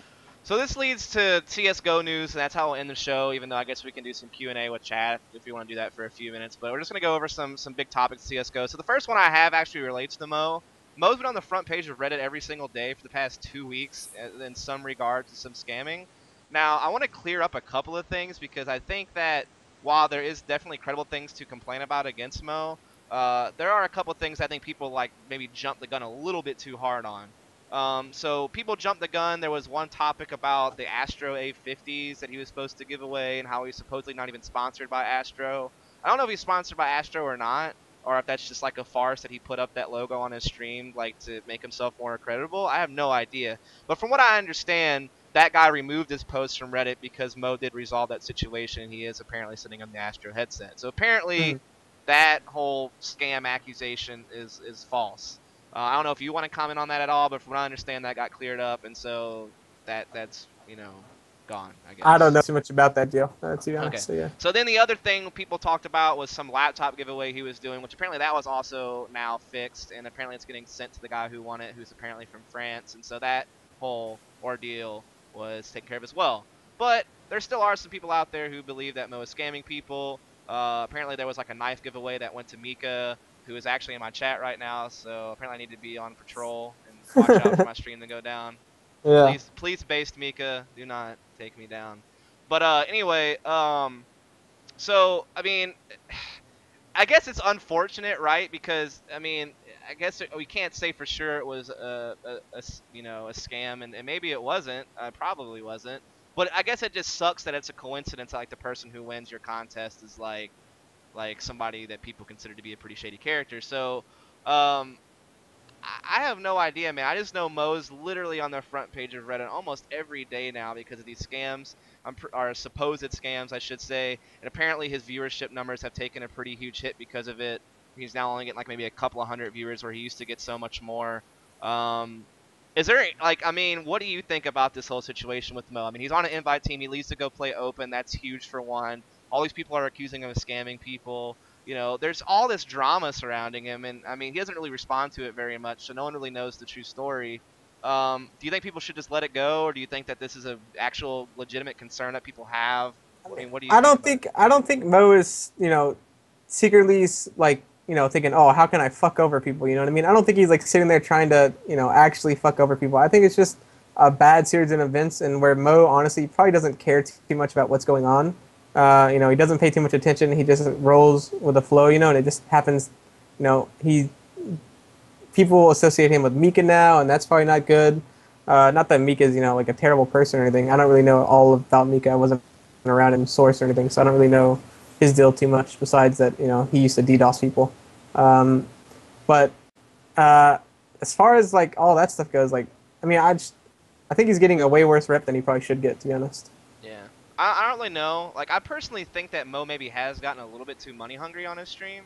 Seems like No, he really. yeah, but I don't. Yeah, but I don't think that's. Yeah, but I don't think he's like doing it maliciously to like hurt I don't people. think He he's just scamming he likes people. money. I just Yeah, think that he's being a little bit over the top with how much he asked. Like, I think that he asked for donations a bit too much. And he's not even really doing giveaways. They're raffles. Like, it's not like people are getting shit for free. Like, they have to donate money to even have a chance to win. Whereas some other players, like a Dren and Hiko and stuff like that, they just give away free shit. Like, they don't make you. I mean, I guess they make you be a subscriber to get subscriber-only giveaways, but they also do giveaways for anybody that, like, you don't have to give them anything. So I just think that the philosophy, like, as a streamer, you should be doing giveaways, not raffles. If you want to do raffles, cool. I don't have a problem with raffles, but I think at the end of the day, like, there also needs to be like some free giveaways. Otherwise, they're not giveaways. They're not. Don't even call it that. Like, it's a raffle. And it's just a completely different situation. And so I think that some people. Here's where I'm going to conclude this. I'm going to move off the whole Mo thing. My point would be this: is that yes, I understand people's complaints that maybe he's gotten a little bit too money hungry, and maybe he's a little bit, not as, I don't know how to, modest about it or something. Like, I don't know what you would call it. So maybe he's not as modest as you would like. Mo's not modest about anything. He's never been modest anyway. So don't expect to be modest about that either. Why are you surprised? Like, why are you surprised that he's happy he's making money now? Like, he's happy he's got a sub. Yeah, he found a way to make more money, and he's doing it. So my point would be is if you don't like that, then don't watch him or support him. But that's just the type of guy he's always been. He's not modest. He's really in your face, and he's headstrong, and like he has. Like, he's going to tell you what he feels and what he thinks and what he wants. So, that's just the type of guy that he is. But what I would say is that, so yeah, you could call him out on all that stuff, and maybe that is bad, and I don't like it personally either, which is why I no longer sub to that channel. But these scam accusations, unless you have evidence, man, they just need to stop, because I think that you're taking away from the legitimate criticism by adding a bunch of, like, accusational, like, stuff that may or may not even be true. And that takes away from your core argument if you're trying to criticize someone. That's my opinion. Yeah, I agree. So this leads to actually DDoSing. That's actually been a huge issue across the board. Apparently I have one of those people in my chat right now, so that kind of like makes me maybe scared to talk about it. But I'm going to talk about it anyway. If my stream gets taken down, it gets taken down. I can't really do much about it. But, I mean, it's ruining esports. It really is, especially from a spectator's perspective. I mean, DreamHack Stockholm had issues where you couldn't even watch the end. You couldn't even watch the finals. You couldn't watch and I'm not saying it's the guy in my chat did that particular event. No, the thing is, who knows who did it? We never know. It's so easy to do now. My point is, should we really start, like, does Valve need to really start paying attention to this shit for one? Because I think they do. Do leagues need to start paying more attention to it? How do we like? What do we do? They can pay attention, but what are they going to do about it? There's nothing. Everything gets DDoS. There's I think the only thing that hasn't been DDoS is like Google. Every other website's been DDoS or hacked. So you can't, Valve or ESEA, they're not going to stop it if people want to do it. You know what I mean? There's no stopping it. Well, no, now you can't view people's game info anymore on friends. Yeah. So that was like one precaution they tried to take. Apparently ESEA is going to start hiding server IPs as well. Yeah. So like, what do we do? Nothing. We're just we're victims. We're victims. You can't. In my opinion, I don't think like what can they do? They can't do anything. Even if you took it to the government, like this is a back. You can't even prove who's doing it to you. Unless you really know what you're doing. I could if I got DDoS right now, I have no idea who did it. I couldn't tell you who did it. I couldn't find them. I couldn't report it because I have no evidence to give. All I know is that my computer went down and my shit went down. I'm screwed. And it's just. If I could just send out a message to everyone's DDoS, like I just want to know why. Like, what's the motive behind it? Did they just get like shit what are they doing? Stuff? I don't know. Maybe some people just like to watch the world burn. I guess like the famous Batman quote. So maybe that's what it is. But I don't know. Like some people said that maybe people are doing it because they're trying to fix bets on CSGO Lounge or something like that.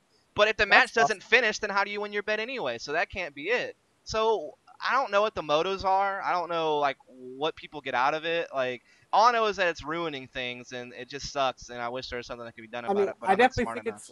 I definitely think it's more than a select few people. It's way more than a select few. I'm pretty sure nowadays there's like a program you can just download, type in an IP, and automatically DDoS it or something. I don't know the exact details. I've never done it, but I'm pretty sure it's pretty simple these days. And you know, you don't even need to know much to be able to do it. Yeah. So it's probably just people who have too much time on their hands, or you know, enjoy other people's, you know, angriness. I guess I don't know. Love seeing other people suffer, I guess. I don't know, man. I just know that it's been a really big issue here lately, and it sucks, man. It sucks. Yeah. Here we go. So now next up is going to be, we'll actually talk about the DreamHack Invitational at Stockholm. So what did we learn from this event? Did you watch it, first of all, before I even ask questions about it? Did you watch at all any of it? I tried to watch. I tried to watch, but it was down. There was even the actual LAN center, I think, got delayed. Yep. Because of the DDoSing, so. Yep, it sure did. All right, so anyway, but we'll just conclude really quick with it. Is Titan won. They beat NIP twice to do so. 2 different maps. They beat them in the upper bracket and then beat them again in one map on the grand final. So Titan, I guess, is taking the throne away from NIP once more, even though NIP got like Titan had already done that previously at EMS 1 and stuff like that in fall. Yeah. But then Titan, like I guess NIP got them back at DreamHack Winter, beating them in the semifinals and moving on to the grand final against Fnatic. But Titan, I guess, reclaims their throne, so I guess now maybe Titan #1, NIP #2 in the world. Maybe you could still say NIP's still #1 because they've won so much. Titan's #1 for sure. Titan's #1 for sure. Even after losing the iBuy power and only being able to beat NIP twice out of all the times they've met.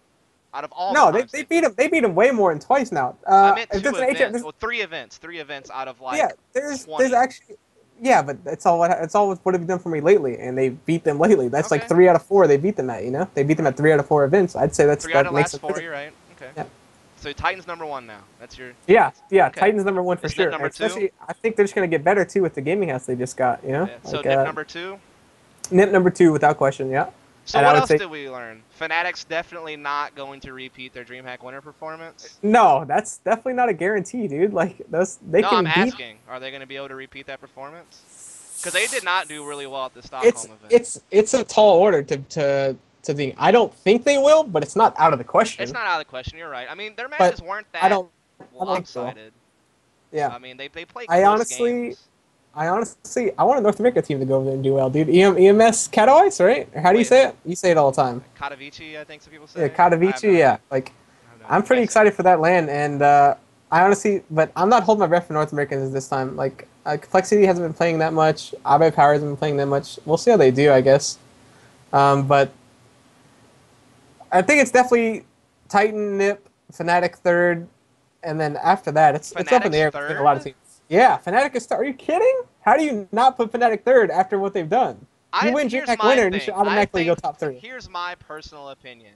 I think the top 5 in the world is constantly fluctuating between that top 5. Like, meaning, like, you know, Titan, NIP, Fnatic. Who's third then? If Fnatic's not third, who's third? That's my point. There is no fixed third place. Because you have, well, who's 4th and 5th? I think you could say, like, Fnatic, Navi, Virtus Pro. You could throw all those people in the mix. No way. What has Virtus Pro done lately? They got. I mean, I don't know, man. That's tough, I guess. Here's my point. I think the top 8 that come from the last event, DreamHack Winter, like that top 8 teams. I think that any of those top 8 teams could at any point in time be a top 5 team in the world. Yeah, and win event. Yeah. So I think that you can't. I don't even think you can fix Titan at #1 and NIP at #2. I think I think you can't do that. I think that you have to say. I think you have to say they're the top 2 teams in the world at any point in time they could beat one another, even though Titan seems to have the upper hand right now. But that wasn't the case the case like a month or 2 ago. So that's what I think. I think that you can't fixate the top 5 and just say this team's #1, this team's #2, this team's #3. I think that's not possible at this point. Too many. No one's on a winning streak anymore. I think it's pretty consistent. Titan, NIP, Fnatic, in my opinion. I think that's a pretty set top 3. I don't know, man. And then I think after that, Winter, what was Fnatic doing? Like they were placing top 5 at events, but they weren't placing top 3 hardly at all until DreamHack Winter. And then everybody thinks it's the best in the world. No. DreamHack Summer, they placed second. That's when they were Epsilon. They placed second behind NIP at DreamHack Summer. That's true. So as Fnatic, Like, Okay, but it doesn't. It's not just as Fnatic. It's what that team has done, and they picked up right. Pronax, and But they before won. that, what was They people won talking MSI about? beat it Yeah, as but who Fnatic else was Pronax. there to compete against them? SK and someone But guess else. who wasn't there? The other I big know. three teams or Did so Very that are Games win supposed it? to. I think Very Games might have actually won that, and Yeah, Fnatic placed second. right. Yeah. Okay, And but still they they were placed. competing against like a bunch of teams that like barely anybody really knew. Most of the matches they played anyway. No, I agree, but I mean you can't take it away from them. They still placed second. They still beat SK. SK is not a pushover, or wasn't a They're pushover. I not don't even think they're, around anymore. They're they're not dead, even a and team now they're in anymore. LGB. So what does that say? Here's my Uh, point: is like I don't. All the teams you're mentioning are definitely top 5 teams in the world. Like Fnatic's the top 5 team in the world. At any given day, they could maybe win a tournament like they did at DreamHack Winter. But I'm just saying their performance at Stockholm versus what I saw at DreamHack Winter was almost, I wouldn't say a 180, but they definitely weren't playing at the same high of a level as they had previously. I can agree with you as far as fourth, fifth. I think top three for me, top three set, and then fourth, fifth is wide open. There's like 8, 9 teams that could be fourth, fifth. So, so based off of how iBuyPower did at ESEA Land just now against Titan, and based on how Complexity did at DreamHack Winter, let's not forget they didn't, win ESEA Land or play second, but they still played Yeah. 16, 14 No, matches yeah, against yeah. I Titan. still think they're So, right up there. yeah, One of the teams that could be in the 4-5 spot. Them. Let me go actually look at the list of teams real quick. There's I think TBA is still really good. I think 3D Max could be up there. I don't really know who H2K is, 3D but they've been Max doing just really got good 3D lately. Max might not qualify anymore. They didn't Mystic just beat them today. I'm not sure exactly how it happened, but Basically, like we know what the top 8 are that are already yeah, Mystic. there. Yeah, Virtus Mystic. Yeah, I think Pro and Mystic have yeah. advanced. Reason has LDLC. I think advanced. LDLC is going to be really good. Yeah. I think TBA is going to surprise a lot of people, to be honest. Mhm. And then Clan Mystic, and then what's the team? LDLC, right? Mhm. That's the two teams. I think those teams are going to be really good. I think all those teams are the teams that are going to be fighting for. LDLC is already Yeah. guaranteed going. They're not in the European. Like they took Yeah, yeah, Recursive spot, so they're definitely going. And I think that you're right. That's a team that could be kind of dangerous. yeah. Um. But yeah, so the North Americans, think Yeah, I think they're up there. Yeah, I think they could. I both think the are just Americans complexity. both. I think Both. Okay. both. I think the biggest thing with if iBuyPower is can they play with the same I don't give a fuck attitude that they did at ESEA Invite. Because at ESEA, they had nothing to lose. No one expected them to win at that point. You know what I mean? With all the lands before, they had always had the pressure of they should do this, they should place this, they should place this. At ESEA Invite, no one was giving them a chance. It was Titan versus Complexity, and no one really cared what iBuyPower did. So they had no pressure on them. They went and did well. Can Days keep them in that same kind of attitude mindset to where we have nothing to lose. Let's just go in there, play our game. Anger, stay aggro. Don't get scared, of the moment. Basically, stay. You have to have the best aim. Anger has got insane aim, ridiculous aim. They just got to keep him in the, peek this guy and just rape him, versus hide and wait for him to run at you. You know what I mean? Right. It's my opinion, at least on that. But I think Complexity and iBuyPower are both up there with a chance to be 4-5 out of those 8 teams I was saying. All right, I'm trying to remember I know it's just the top 8 teams from DreamHack Winter are guaranteed spots, but I can't even remember all the top 8. Like I know it's obviously Titan, Nip, Complexity, what is it? The former Astana Dragons, Curtis. Fnatic. Yeah. I'm trying to find it real quick. Yeah, I was actually. trying to find a list, but I couldn't remember. I don't really even remember. I thought Virtus Pro made it out that group because it was Nip and somebody else made it out the group because iBuyPower didn't make it out. I mean, it was Recursive. That's why LDLC has a spot. So LDLC. So that's I've got 6 so far out of 8 that I've named. So there's 2 teams I'm forgetting, basically. It's not Na'Vi or Virtus Pro because they're in the EU Finals right now. Did you get Asana Dragons? Because Yeah, Asana I already Dragons is got one them. of them. I got that. Okay. Chat, help me out here. Let me look on I HLTV couldn't find an Dragons. article for some reason that mentioned it. Because it's old, it's like really old news when they announced it, so it's kind of hard to dig that deep and find stuff. I don't know, man. Crap, chat. Give me 2 seconds. I'll find it for Yeah, you. I I, just gotta I go was look at trying it. to find it and nothing came up. But anyway, the point is I think those top 8 teams from DreamHack Winter, which I named 6 of them, I think any of those 6 teams have a chance to win. But I obviously think teams like Titan and Nip are still the favorites, even though Fnatic won it. I don't think Fnatic's a favorite going into this tournament. That's All the right. point I'm really trying to make. Fnatic, Do you agree to NIP. that? One second. Fnatic, NIP, Very Games, Complexity, Recursive, LGB, Asana Dragons, and Copenhagen Wolves. LGB and Copenhagen Wolves were 2 teams I forgot. Yeah. So Copenhagen All right. Wolves is Dignitas, right? Yeah, I believe so. And Yeah. they did not do well at all at Stockholm. So we were talking about. So basically, what I was saying was, Fnatic's not a favorite anymore, right? Though, like going into Katowice. No, they're not. They're not a favorite. It's Very Games, NIP 1-2 by far the favorites. Like Okay. hands and feet above everyone else. But they're beatable at the same time. You know what I mean? Like those two are the favorites, but they're beatable at the same time. So. Right on. So next topic I was gonna do after that was, I guess we already talked about EMS One Katowice because we just talked about the team stuff like that, and we kind of talked about who we think our favorites are. So ESEA Invite EU, NIT's apparently back, Fnatic's coming, Titan is returning, Virtus Pro comes back in. Apparently, some of these teams have guaranteed they will attend if they qualify this time around instead of us only having one European team come to the actual event. What are your thoughts on this? Are you happy to see NIP and stuff like that back? Do you think we'll actually have a full EU NA LAN this time around? I hope so. It looks like it, but what do you think about all this? The team list looks really good. It's going to be a pretty crazy season. They obviously don't take it as serious as we take our regular season. Just another tournament for them. But as far as the actual going to LAN, I hope so, man. I think if it doesn't work this time, if they don't have 4 teams at Invite LAN, I think honestly they should just scratch the whole, global LAN thing, to be honest. You think they should just watch it? What if it does work this time? If it works and it continues to work, keep it. But I'm not holding my breath and it continuing to work, dude. Honestly, because I see it the way they see it. Like, why for Europeans? Why should they spend $10,000 to $12,000 to come over here, where they only make their money back if they make place first? Which obviously, as you can see, isn't a guarantee, even if it's only one European team. Yeah. No, it is. It is. The thing is, though, is the NA teams don't have another option.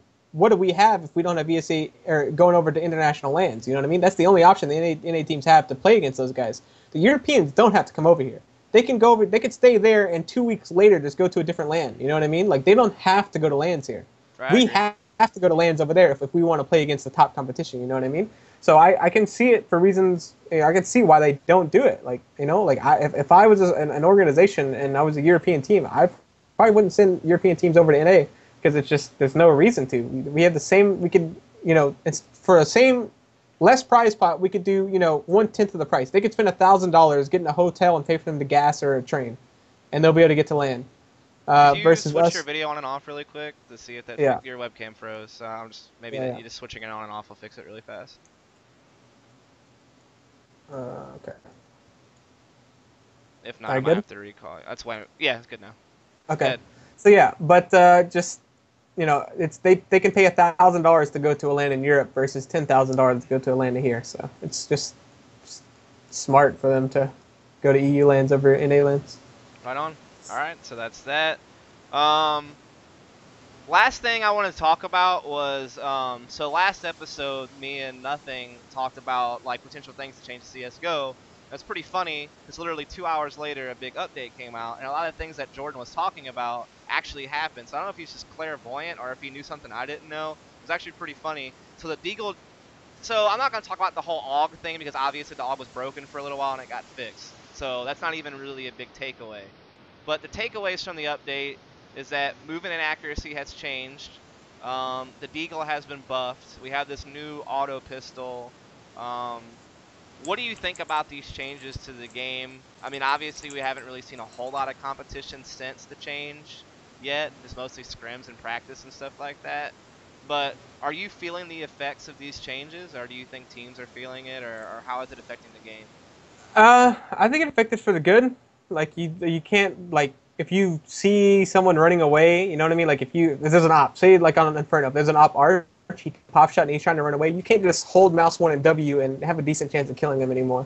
Because you used to be able to just chase that op full speed while you're holding mouse 1 and there's a decent chance your bullets hit him. Now it's way more inaccurate for that, so I think it helps a lot with something like that. As far as that, I mean, the gameplay is still the same, man. Nothing much changed besides that as far as gameplay went. There's a few changes on other maps. I think they changed some things in a bomb site or something, but on Mirage. But right. The only big thing was the movement while shooting.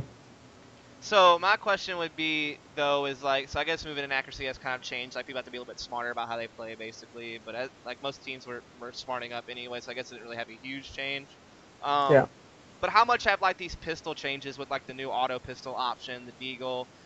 I mean, do you think has this had any substantial effect in your opinion on like eco rounds or the probability of eco rounds being successful, or different things like that? How much of an effect has it had? I think eco rounds are already highly successful just with the PT50 and 5.7 and stuff like that. I think I think it's changing a little bit. Maybe the new pistol's helping a little bit, but I'm I seeing don't actually think it's a lot like of people use autos on eco to get a quick kill and pick up a gun. Yeah, no, yeah. But I don't think it's like, I don't think that pistol is so OP where it dynamic, like it changes pistol rounds forever. You know what I mean? I don't think it's changing ecos that much. Because like I said, I think the PT50 and 5.7 were already so strong. I think the CZ may be a little bit better than those pistols, or at least the PT50 may be a little bit better for certain situations, like up close. But I don't think it's like where it's like, oh my god, he has this gun, we're gonna lose this round, So I don't think it's ridiculous. I don't think it's changing it that much. Maybe a little bit, but not enough to where it's like changing the game. Right. So it just wasn't like a huge impact, but it's had some like minor changes. Yeah. And stuff like that. It's had some impact, yeah, for sure. So do you have any like? I always ask this. Is there anything else you think needs to be changed to improve the game, or do you think it's fine the way it is, or? It's always going to be different for me because I don't have previous versions to look back on. I don't have previous versions to look back on and say, oh well, this is the way 1.6 or Source used to be. This is the way this game should be. Like in my opinion, like the game plays fine. The only thing I would personally change, and I don't know if they're ever going to do it because I heard someone told me that this is the way they wanted it.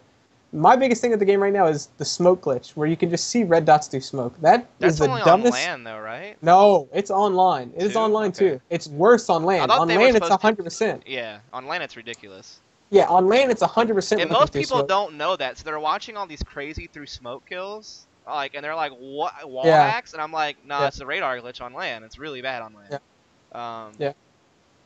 But I thought online they supposedly fixed it, but I guess it's not completely fixed, or. Yeah, it's not fixed at all. It's not fixed. It's still really bad. Gotcha. Yeah.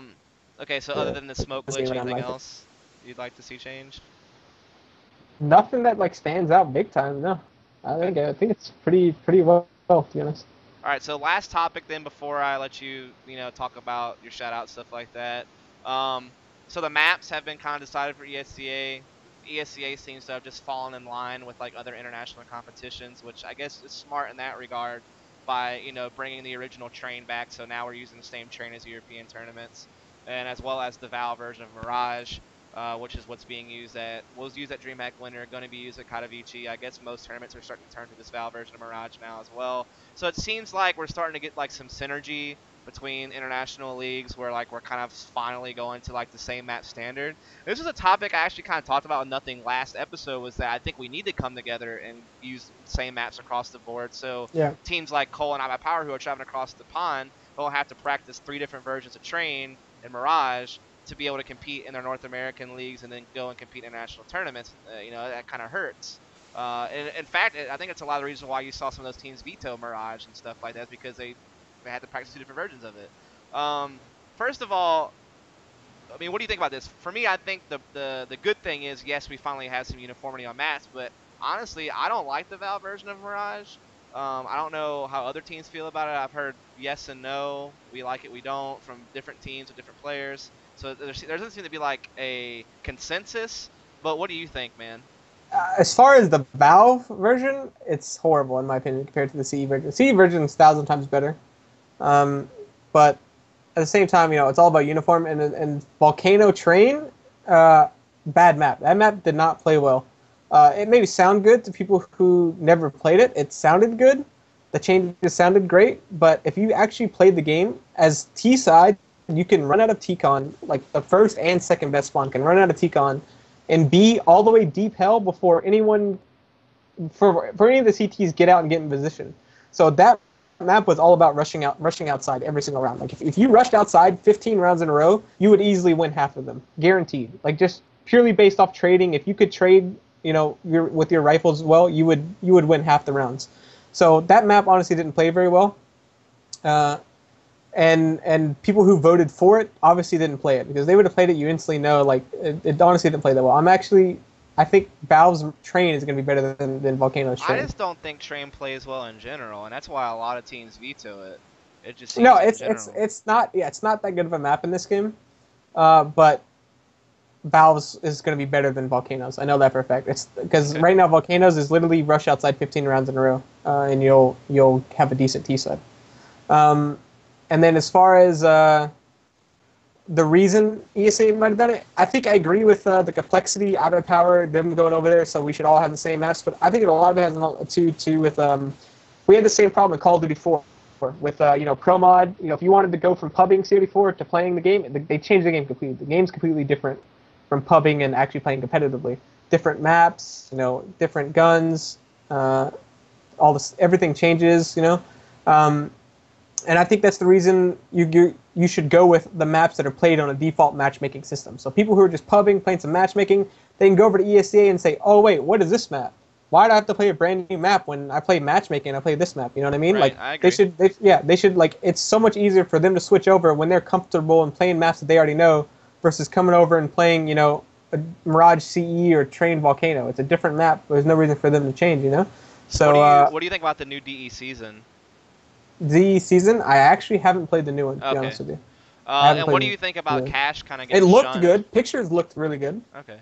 But what do you think about Cash getting kind of shunned from some of these international tournaments, like Katowice and stuff like that? Like, what are I'm your liking it. thoughts on Are you liking what? it out? No. What do you think about Cash and how it's been kind of like taken out of international play? I mean, do you like the map personally, or I don't know if it's me or you, man, but maybe I have to redo the call. Here, let me try to recall him. See if that works. I don't know what's going on at this point, to be honest.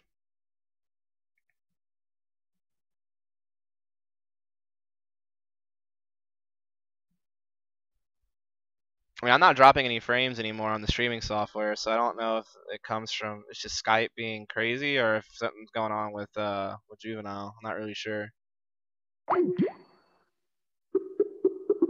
I'll try calling him again.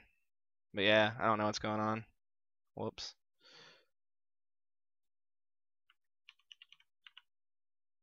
Yeah, he's not even online Steam anymore, so I guess maybe his internet just completely crashed. I actually am gonna have to go in like the next 10 minutes, so I can't really stick around if he doesn't show up in the next like 5 or so minutes. I might have to cut the show here, unfortunately. He had to sign off the thing card, maybe so. If you guys want to ask me questions right now, you can. While I wait to see if he'll come back. So I only had like one more question and give him shout out opportunity. So the show is pretty much almost over anyway. But if you guys have any questions for me, you can ask that right now. I'm not gonna really let the chat ask questions because I actually have to go to a lecture in 20 minutes, so I can't. Like, I wish I had time to do that, but uh, I'm sorry. Maybe Juvenile do like an AMA or something like that on Reddit, and you can ask him questions that way. I think he might be doing that pretty soon, but unfortunately, I just don't have time because I have to go to a lecture in like 20 minutes, and the show's lasted a little bit longer than I thought it would. Um, how good am I at CSGO? If you go by the ESEA league scale, I'm probably like high IM, low main. I used to play main in CSS, and so I was like at a semi-pro level there. I'm pretty decent at Go. I would say like an intermediate, like a high intermediate level, or like a very like low main level. I wouldn't be like a main playoff caliber team player, but I could probably play on like a main team, like a lower tier one. But I could definitely play on a on like a top IM team that had playoff potential in IM and ESEA. Does area cheat? I have no idea. That audio clip looked really sketchy, but All right. I've seen him play on LAN, and he didn't cheat on LAN, obviously, so I have no idea. Oh, you're back. So did your internet die? Because my I shit never went guess down. Anyway, so you're finishing your my last question was about Cash. What do you think about that, like not being international competition anymore? Cash. Yeah, it kind of got shunned from Katowice. So what do you think about that map? Do you think it was fair that it got taken off, or what? I think that map's actually really good. I wish it would be in more international events. I think the map's really, really good map. All right. Uh, that's pretty much all there is to it. I don't know why they don't play it, to be honest. Anyway, It's so definitely played. All right. So, do you have any shouts like that before we cut this episode? We've been doing the show for Uh, about an hour and a half, so it's getting pretty long. But I wanted to give you this opportunity to say anything you wanted to say since I've got so many questions out of you. yeah. Shout out to obviously Team Savage. Shout out to COD. Shout out to Desi, Hades, Wabbit. Uh, really fun season. There's any sponsors looking for someone, or we still need a sponsor for Invite this season? Um, Even though you don't even have a team right now, technically. no, I mean we're good, dude. Don't worry about it. We're good. But yeah, so just shout out for that. And shout out to AGM. Thanks, man. Emong. Those guys. So All right, that's man. about it. Well, I really appreciate you coming on, and hopefully we'll hear and see more from you here pretty soon about your team, and if you get that finalized, I'm sure that'll be soon. And then we'll go from there, man. Yeah, thank All you. right, man. It was Have fun. a good one. All right, so that's the end of that. Yeah, so I appreciate all of you tuning in, guys. If you enjoyed yourself, please be sure to follow. I'll type the link and chat again really quick. You can just follow me here on twitch.tv, and also you can follow me on Facebook, YouTube, Twitter, all that stuff. The VOD for this episode of The Hype, if you missed any of it, will be on YouTube probably tomorrow at some point. Will be whenever I get the VOD up on YouTube. So I'd appreciate it if you tuned into that and then spread it around. So yeah, definitely follow up on the YouTube so that you can catch the VOD. Also, you can follow me on Twitter and Facebook. That's where I post what I'm doing all the time. Here in the next few weeks, I'll actually be casting matches on this channel. Some of the ESEA Invite matches will actually be casted on this channel rather than just the ESEA channel. Like the ESEA Invite match of the weeks will be on the ESEA channel, but all Invite match casting outside of the match of the week, I will be doing personal cast on this channel. So if you guys have liked my commentary in the past when I've casted matches, or I've liked my work doing like analysis stuff at ESEA Land and stuff like that, you'll be able to catch a lot of that stuff right here on this channel in the near future. Also, I do play on this channel. Like you can catch me playing Counter Strike, catch me playing DayZ. I'll be playing Titanfall, and that comes out on stream as well. Yeah, I just invested a lot of money actually into my stream. So I'll show you real quick. I got 2 computers now, running a 2 PC setup with a capture card and stuff like that. So now I have like a way higher quality going on and stuff like that. So I'm investing in trying to make the stream a lot better quality. But I need people to want to come hang out and play. And I'll never ask for your money, but I do ask for your support. So if you can follow the channel. And I'll be able to do more stuff, be able to do more giveaways. I'm actually going to be doing a giveaway as soon as I hit 500 followers on this page, which right now I'm at 454. So once I hit about 46 more followers on this channel, I'll be able to do my SteelSeries Kana giveaway, and that's merely just for following the channel. Nothing like that. Also, yeah, be sure to follow Juvenile on Twitter and Twitch as well. You can just click on his name to follow his Twitch, but his Twitter is just Juvenile CS instead of Juvenile TV if you want to follow his Twitter. But it's spelled exactly the same as it is in the Twitch chat, just with CS instead of TV at the end for his Twitter. So give him a follow as well. But like I said, I appreciate all of you tuning in. Next time I'll be streaming will be actually tomorrow night. I'll be streaming around 10 or 11 p.m. Eastern time, which would basically be the equivalent of 4 hours from now, but tomorrow. So I would appreciate if you guys came in and tuned in tomorrow. I'll just be playing Counter Strike and hanging out with my community members and viewers, stuff like that, and just yeah. So once again, appreciate you all for tuning into the show. The VOD will be on YouTube tomorrow or so, maybe tomorrow or the next day, just depending on how long it takes Twitch to upload it. Then I'll put it out. And so hopefully you guys will be able to spread that. Also, like I said, just be sure to follow up Facebook, Twitter, YouTube. I have a Steam group as well. I use all those things to alert you guys what I'm up to. And like I said, I'll be streaming me playing games tomorrow night, 4 hours from now, but tomorrow, so 10, 11 p.m. Eastern tomorrow night, I'll be streaming me playing CS and stuff like that. So I'd appreciate you if you follow me up on Twitch and tune into that. I'll also be doing more episodes of The Hype that you just saw. I already have some guests planned for the next couple of episodes. I'll be talking to Shroud, aka Eclipse, probably in the next episode. And then Frost from Homeless Gaming actually contacted me, and he said he wanted to do an episode, so I'll probably get him on as well. So I had the next 2 episodes pretty much planned and ready to go. I'll be firing those out in the next couple of weeks. Then, like I said, ESEA is about to kick off their season in the next few weeks, and I'll be casting matches on here as well as on ESEA Switch TV channel. So I have a lot going on coming up here in the next month or so. So I'd appreciate it if you follow me along for the ride. I'm going to sign out now because I got to go to this lecture. I appreciate all of you for tuning in. Just be sure to follow up, and I'll see you next time. Thanks again so much. I hope you enjoyed yourself, and I hope that you'll continue to support as I try to do the best that I can to do what I can to support the CS scene. I mean, I don't really have a whole lot of money to throw tournaments and stuff like that, like I wish I could, but I try to do the best I can producing content, casting matches, doing the talk show, streaming, different stuff like that. So I will catch you guys tomorrow night if you tune in. Other than that, follow up, and I'll see you when I see you. Have a good one.